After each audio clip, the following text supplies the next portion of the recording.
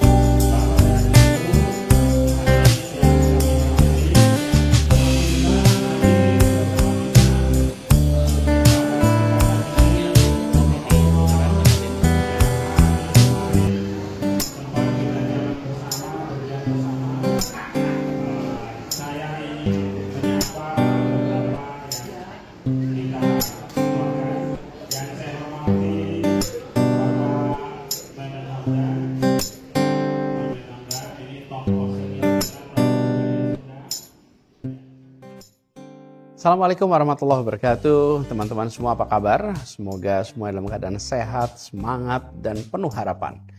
Hari ini saya ingin berbagi cerita tentang sebuah langkah kecil, tapi dampaknya semoga bisa jadi besar.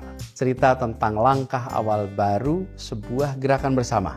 Cerita tentang menghubungkan dua sisi harapan. Jadi tanggal 14 Mei yang lalu, kita meluncurkan sebuah gerakan yang kami beri nama Aksi Bersama. Ini bukan perusahaan komersial, ini bukan institusi negara, ini bukan partai politik, tapi ini gerakan. Bapak sekalian, tadi Kang Laude sudah cerita tentang aksi bersama. Kita tutup poin ini, sampaikan. Jadi Bapak sekalian, kita kemarin berjuang untuk perubahan. Dan perjuangan untuk perubahan itu alhamdulillah semua yang terlibat rasanya hari ini tidak ada yang salah. Apalagi rasa malu itu terlibat. Bahkan hari ini banyak yang merasa bersyukur bahwa kita kemarin berjuang di dalam garis perubahan. Karena kita inginkan perubahan. Nah, kita kemudian menyaksikan proses pemilu yang penuh dengan segala macam dinamika. Ini yang kemudian kami semangat itu perlu dijaga. Semangat ini yang kemudian kalau kita sampaikan itu semangat untuk bisa merawat gagasan perubahan jaringan yang ada. Ya. Yang kedua, karena kita tidak berada di dalam pemegang kewenangan, bukan berarti tidak memberikan kebermanfaatan. Jadi, saya setelah berdiskusi dengan banyak pihak, termasuk dengan Ibu sebagian yang ada di sini, sampai pada kesimpulan membentuk sebuah perkumpulan untuk memfasilitasi semua yang terlibat. Perkumpulannya bukan hanya kumpulan orang, tapi juga ada karya, ada yang dirasakan manfaatnya. Banyak yang melakukan kegiatan dengan karya itu bentuknya yayasan. Yayasan, NGO punya karya belasan masyarakat, tetapi tidak ada kumpulan orangnya. Di sisi lain, banyak yang kumpulan orangnya, tapi karyanya ada. Nah, kita ingin ada kumpulan orang, tapi juga ada karya. Itu yang membedakan perkumpulan ini dengan yang lainnya. Nah, karya apa yang harus dikerjakan? Terus kalian, kebaikan yang dibutuhkan rakyat itu banyak sekali. Dari mulai santunan anak yatim, membantu UMKM, membuat beasiswa, memperbaiki rumah yang rusak, bantuan bencana alam, itu daftarnya A sampai Z. Banyak sekali potensi kebaikan yang bisa dikerjakan. Betul ya kan? Banyak sekali pertanyaannya, jenis kebaikan apa yang akan kita kerjakan? Nah, untuk menentukan jenis kebaikan apa yang akan kita kerjakan, ini yang perlu jadi refleksi. Jadi Pak Mehmet, ketika orang kerja ini membayangkan melakukan sesuatu yang berguna.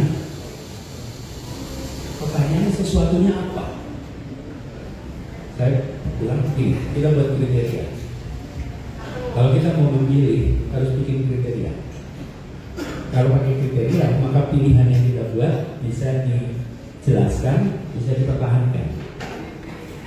Jadi kemudian setelah diskusi panjang lebar, saya sampai pada 3 kriteria yang mau kebaikan yang kita kerjakan. Apa itu? Jadi kalau A sampai Z yang dibutuhkan oleh rakyat, yang harus memenuhi A sampai Z itu pemerintah. Kalau kita tidak harus memenuhi A sampai Z, kita tinggal pilih. Saya mau yang B saja, saya mau yang B saja. Betul tidak? Kalau pemerintah harus A sampai Z, kalau kita tidak, pilih satu, atau 2 atau 3. Kriterianya satu, sesuatu yang dibutuhkan rakyat, tetapi belum dipenuhi oleh negara. Jadi belum dipenuhi. Kalau sudah dipenuhi, kita kerjakan. Dibutuhkan tapi belum dipenuhi. Satu.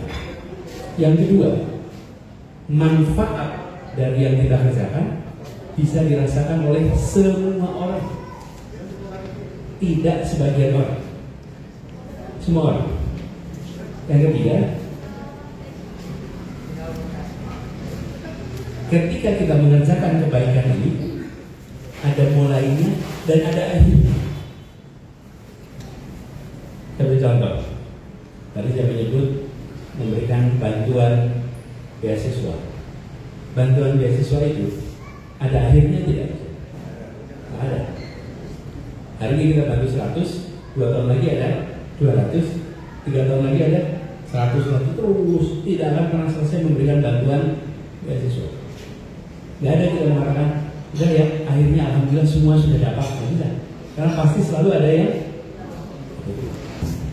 Dengan 3 kriteria itu, kita sampai pada kesimpulan bikin jembatan. Jembatan itu ketika dibuat dibutuhkan tapi belum ada.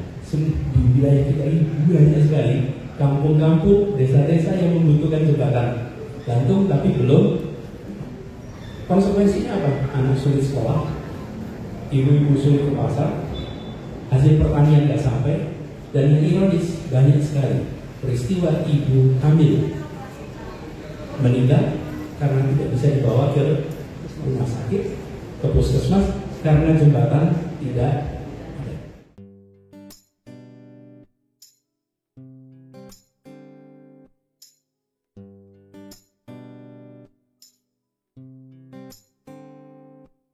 keadaan jembatan itu rusak, Pak.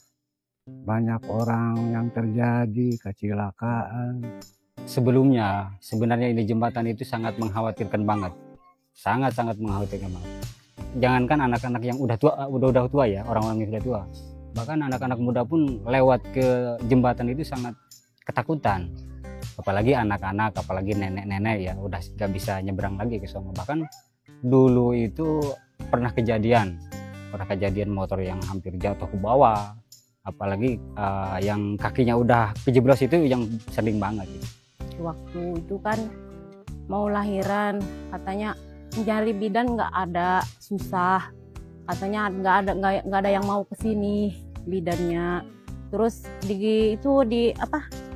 dipanggul pakai kain sarung, soalnya kan darurat, jadi mau dibawa ke rumah sakit cuma nyampe situ aja, sampai jalan aspal, baru mau masuk mobil itu udah nggak ada.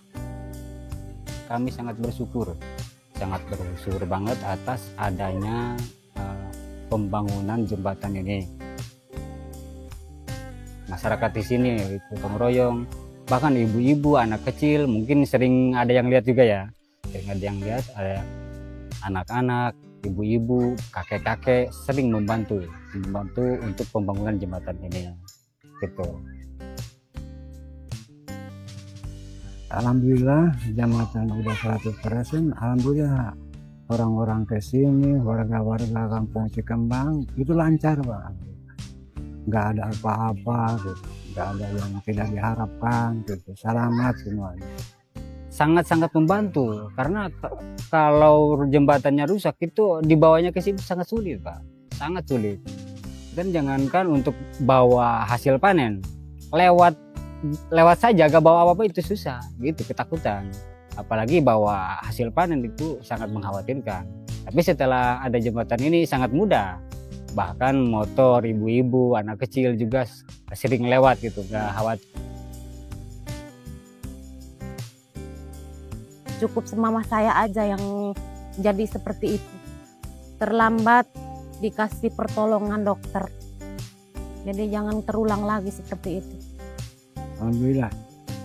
Harapanku kami sebagai warga Cikembang itu supaya maju, Pak. Terus supaya maju. Saya sih berharapnya ke depannya itu semakin membaik, keuangan semakin membaik, kebersamaan dalam warga merawat itu makin baik, makin berkembang, makin maju.